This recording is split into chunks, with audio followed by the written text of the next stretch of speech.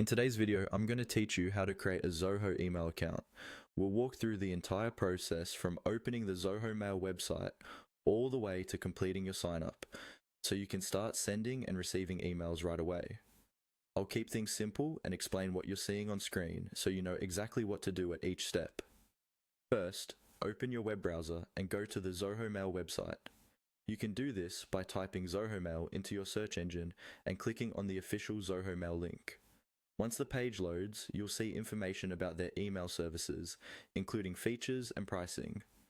Don't worry about all the details right now. Our main goal is just to create an account. On the Zoho Mail homepage, look for the options that say something like Business Email and Personal Email. These choices determine how you'll use your account. If you're setting this up for a company or using your own domain name for a professional address, choose the business email option. If you just want a simple email address for personal use, choose personal email. Go ahead and click on the option that best matches what you need. After you click, you'll be taken to a sign-up page where you can fill in your details. Here, you will usually be asked for basic information such as your name, the email address you want to create, and a secure password. Take a moment to choose a username that's easy to remember and looks professional if you plan to use it for work. For the password, make sure it's strong by including a mix of letters, numbers, and symbols.